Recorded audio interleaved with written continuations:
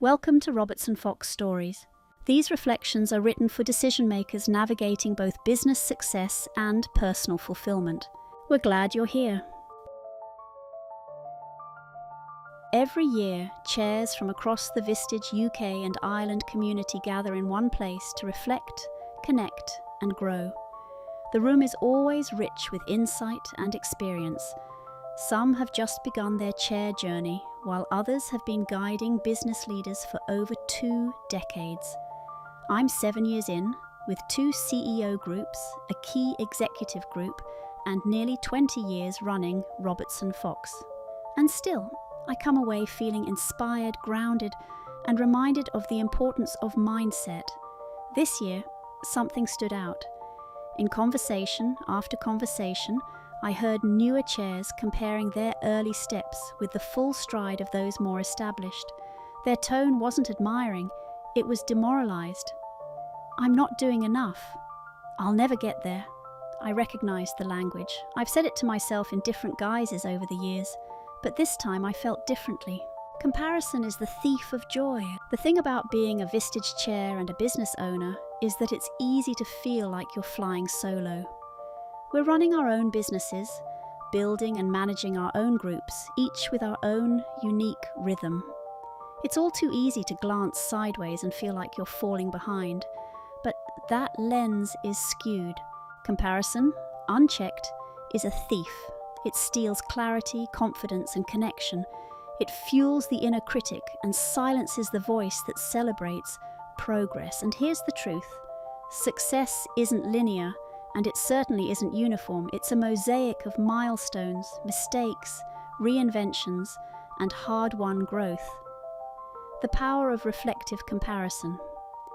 Social comparison theory tells us that we naturally evaluate our own progress and abilities by looking at others.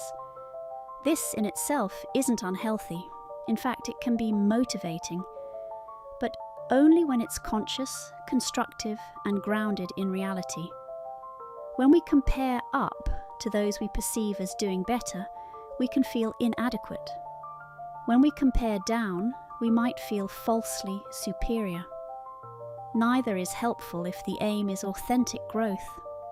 What we need instead is a third path: reflective comparison. A way to look across, not up or down, with curiosity and kindness, to inform our own development and support others on theirs. A bold commitment to show and reflect. So here's the shift I made. Rather than resisting comparison altogether, I've chosen to reframe it. My bold commitment is this: I will use comparison consciously as a prompt for gratitude and as a mirror for others. Instead of shrinking my success to make someone else comfortable, I'll own it and I'll share the journey it took to get there. I'll celebrate how far I've come. I'll be honest about the mistakes I've made and the moments I nearly gave it all up. And when I hear another chair diminishing their own efforts, I'll show them what I see: their bravery, their persistence, their potential. Celebrating our wins is not arrogance, it's oxygen. And by breathing more of it into our conversations, especially with those in the early stages, we create a culture that uplifts rather than intimidates. Comparison as a means to connect. What if we each took ownership of how we use comparison, not as a measure of worth, but as a way to connect?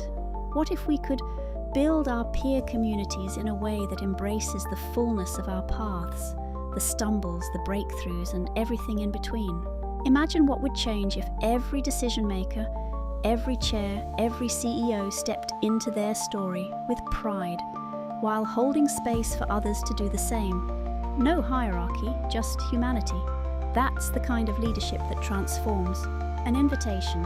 Where are you making unhelpful comparisons right now?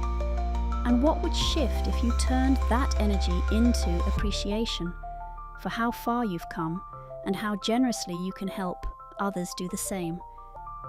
Take a moment today to pause, acknowledge your progress, and reach out to someone who needs reminding of theirs. It might just be the spark they need to keep going, and the reminder you need that you're already enough. If this story stayed with you, you'll find more reflections at robertsonfox.com. Until next time, thank you for listening.